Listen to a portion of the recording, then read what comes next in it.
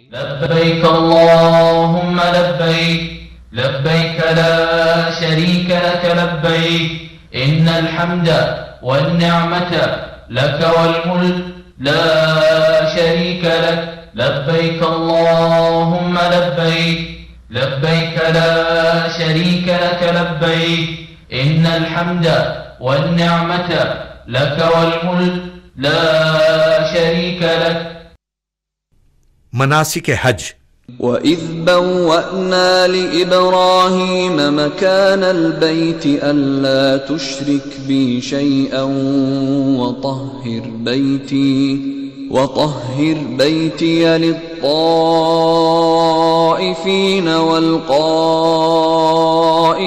وَالرُّكَّعِ السُّجُودِ وَأَذِّن فِي النَّاسِ بِالْحَجِّ يَأْتُوكَ رِجَالًا وَعَلَى كُلِّ ضَامِرٍ يَأْتِينَ مِنْ كُلِّ فَجٍّ عَمِيقٍ لِيَشْهَدُوا مَنَافِعَ لَهُمْ وَيَذْكُرُوا اسْمَ اللَّهِ فِي أَيَّامٍ معلومات على ما رزقهم من بهيمة الأنعام فكلوا منها وأطعموا البائس الفقير ثم ليقضوا تفثهم وليوفوا نذورهم وليطوفوا بالبيت العتيق. یاد کرو وہ وقت جب کہ ہم نے ابراہیم کے لیے اس گھر یعنی خانہ کعبہ کی جگہ تجویز کی تھی اس ہدایت کے ساتھ کہ میرے ساتھ کسی چیز کو شریک نہ کرو اور میرے گھر کو طواف کرنے والوں اور قیام و رکوع و سجود کرنے والوں کے لیے پاک رکھو اور لوگوں کو حج کے لیے اذن عام دے دو کہ وہ تمہارے پاس ہر دور دراز مقام سے پیدل اور اونٹوں پر سوار ہو کر آئیں تاکہ وہ فائدے دیکھیں جو یہاں ان کے لیے رکھے گئے ہیں، اور چند مقرر دنوں میں ان جانوروں پر اللہ کا نام لیں جو اس نے انہیں بخشے ہیں، خود بھی کھائیں اور تنگ دست محتاج کو بھی دیں، پھر اپنا میل کچیل دور کریں اور اپنی نظریں پوری کریں اور اس قدیم گھر کا طواف کریں. 7 ذی الحجہ کی رات یا 8 ذی الحجہ کی صبح کو آپ مکہ مکرمہ میں اپنی قیام گاہ سے احرام باندھ کر منا کے لیے روانہ ہوں گے. احرام کی 2 چادریں پہننے کے بعد سر ڈھک کر 2 رکعت نماز ادا کریں اور حج کی نیت کر لیں.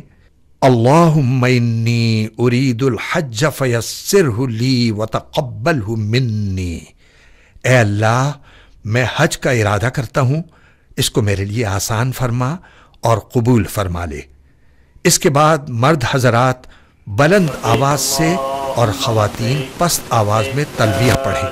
لبیک اللہم لبیک لبیک لا شریک لک لبیک ان الحمد والنعمت لک والملک لا شریک لک. میں حاضر ہوں یا اللہ، میں حاضر ہوں تیرا کوئی شریک نہیں. میں حاضر ہوں، بے شک تمام تعریفیں اور نعمتیں تیرے لیے ہیں اور ملک بھی تیرا کوئی شریک نہیں. حج کے 5 دنوں کے لیے جو منا، عرفات، مزدلفہ اور پھر منا میں گزریں گے، صرف وہی سامان اپنے ساتھ لے کر جائیں جس کی ضرورت ہو. مکہ مکرمہ میں بسیں مکتب یعنی معلم کی طرف سے فراہم کی جائیں گی جو آپ کو منا میں آپ کے خیموں تک پہنچائیں گی. مکہ سے منا کا فاصلہ 5 کلومیٹر ہے جو پیدل چل کر بھی بآسانی طے کیا جا سکتا ہے. آپ اپنے گروپ کے کچھ لوگوں کے ساتھ پیدل منا تک جا سکتے ہیں، لیکن گروپ کے بغیر جانے کی کوشش نہ کیجیے، ورنہ منا میں اپنے خیمے تک پہنچنے میں آپ کو سخت دشواری کا سامنا کرنا پڑ سکتا ہے، کیونکہ منا کے میدان میں ایک جیسے ہزاروں خیمے نصب ہوتی ہیں. آپ کے خیمے کا نمبر، گلی کا نمبر اور شارے کے لیے پتے وغیرہ کا کارڈ آپ کو معلم کی جانب سے منا روانگی سے قبل مل جائے گا. اس کارڈ کو ہمہ وقت حفاظت سے اپنے پاس رکھیے.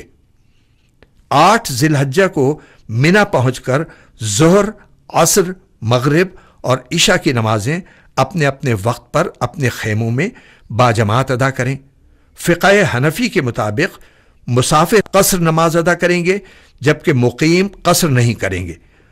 مسافر وہ شمار ہوں گے جن کے مکے میں قیام کو 7 ذی الحجہ کو 15 دن سے کم ہوئے ہوں۔ یاد رکھیں کہ حج ایک عظیم عبادت اور امت مسلمہ کے اتفاق و اتحاد کی علامت ہے، لہذا حج کے دوران خصوصاً منا، عرفات اور مزدلفہ میں نمازوں کے سلسلے میں بحث و مباحثے سے گریز کریں اور اپنی زندگی کے قیمتی لمحات ضائع نہ کریں۔ بس ذکر الہی کرتے رہیں، رات منا میں قیام کریں، دوسرے روز یعنی 9 ذی الحجہ کو نماز فجر ادا کرنے کے بعد مکتب کی فراہم کردہ بسوں میں عرفات کے لیے روانہ ہو جائیں۔ عرفات جاتے ہوئے تلبیہ، تکبیر، درود شریف اور دعائیں پڑھتے ہوئے جائیں۔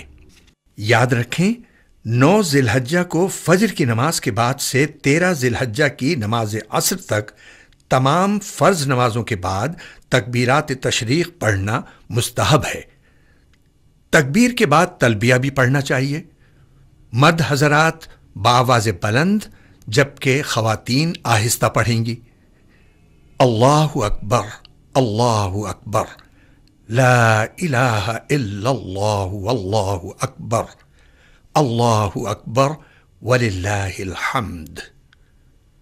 وقوف عرفات کا وقت زوال آفتاب سے شروع ہو جاتا ہے۔ عرفات میں ظہر اور عصر کی نمازوں کو ظہر کے وقت میں جمع کر کے قصر پڑھنا سنت ہے، مگر شرط یہ ہے کہ حج کا احرام باندھے ہوئے ہوں اور امام المسلمین یا اس کے نمائندے کی اقتداء میں نماز پڑھی جائے۔ مسجد نمرہ میں ایسے ہی امام نماز پڑھاتی ہیں، لہٰذا جو لوگ مسجد نمرہ میں نماز ادا کریں وہ قصر پڑھیں، اور جو مرد و خواتین اپنے خیموں میں ہوں انہیں چاہیے کہ ظہر اور عصر کی نمازیں اپنے اپنے وقت پر ادا کریں۔ اگر مقیم ہوں یعنی مکے میں قیام کو 7 ذی الحجہ کو 15 دن ہو چکے ہوں تو قصر نہ پڑھیں بلکہ پوری نماز ادا کریں۔ یہ نہ صرف امام ابو حنیفہ بلکہ امام ابو یوسف، امام محمد اور بعد کے تمام حنفی فقہا کا متفقہ فتویٰ ہے۔ وقوف عرفات کے دوران یہ بات ضرور یاد رکھیں کہ یہی وہ مقام ہے جہاں جبل رحمت کے قریب قصوہ نامی اونٹنی پر سوار ہو کر سرکار دو عالم حضرت محمد مصطفیٰ صلی اللہ علیہ وآلہ وسلم نے نماز ظہر سے قبل ایک عظیم الشان فصیح و بلیغ خطبہ ارشاد فرمایا تھا، جسے خطبہ حجۃ الوداع کہا جاتا ہے، اور جو رہتی دنیا تک کے لیے انسانیت کا ایک عظیم ترین منشور ہے۔ سرکار دو عالم صلی اللہ علیہ وسلم نے فرمایا تھا، اللہ کے بندو، میں تمہیں اللہ کے تقوی کی نصیحت کرتا ہوں اور اسی کی اطاعت پر ابھارتا ہوں، اور جو خیر کی بات ہے اس سے شروع کرتا ہوں۔ اے لوگو، بے شک تمہارا رب ایک ہے اور تمہارا باپ ایک ہے، تم سب آدم کی اولاد ہو، اور آدم مٹی سے پیدا کیے گئے۔ کسی عربی کو عجمی پر اور کسی عجمی کو عربی پر، اور کسی گورے کو کالے پر اور کسی کالے کو گورے پر کوئی فضیلت نہیں سوائے تقوی کے۔ بلا شبہ اللہ تعالیٰ کے نزدیک تم میں سے زیادہ عزت والا وہ ہے جو تم میں زیادہ متقی ہے۔ اور میں تمہارے درمیان ایسی چیز چھوڑے جاتا ہوں کہ اگر تم اسے مضبوطی سے تھامے رہو تو اس کے بعد کبھی گمراہ نہ ہوگے، اور وہ اللہ کی کتاب اور اس کے نبی کا طریقہ ہے۔ اے لوگو، تم عورتوں کے بارے میں اللہ تعالیٰ عز و جل سے ڈرتے رہو، کیونکہ تم نے ان کو اللہ تعالیٰ کی امان سے لیا ہے۔ اللہ تعالیٰ کے راستے میں شام کو نکلنا دنیا اور ان تمام چیزوں سے بہتر ہے جو اس میں، اور اللہ تعالیٰ کی راہ میں صبح کو نکلنا دنیا اور ان تمام چیزوں سے بہتر ہے جو اس میں ہیں۔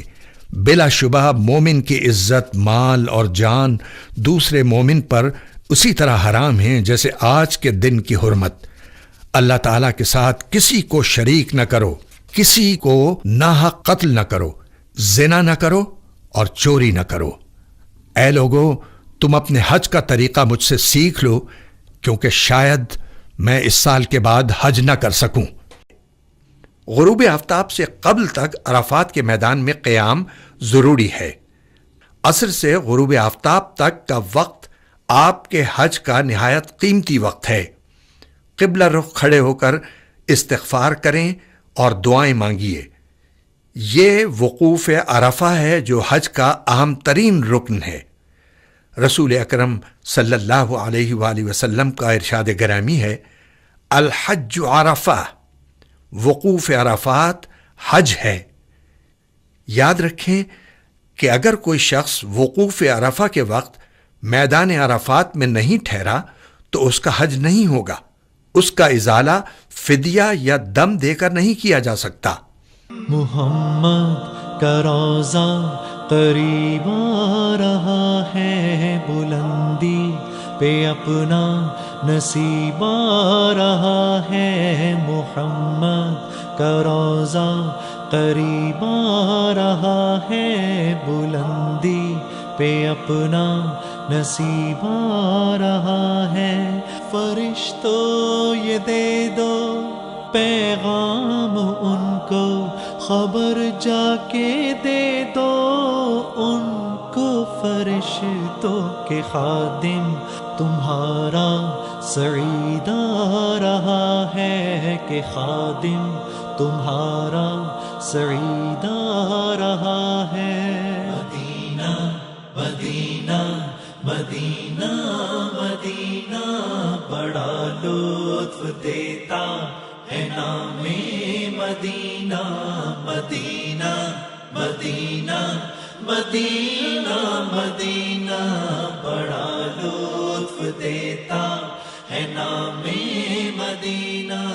وفا تم نہ دیکھو کہ ہرگز کسی میں، زمانہ وہ ایسا قریب آ رہا ہے۔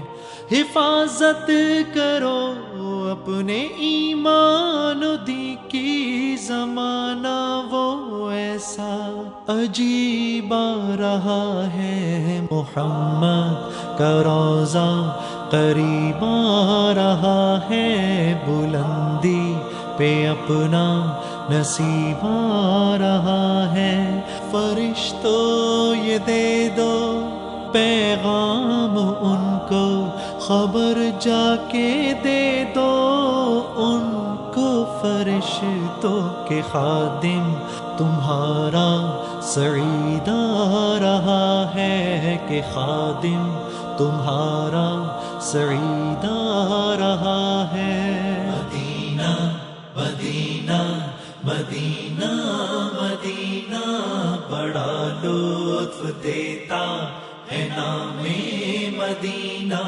مدینہ مدینہ۔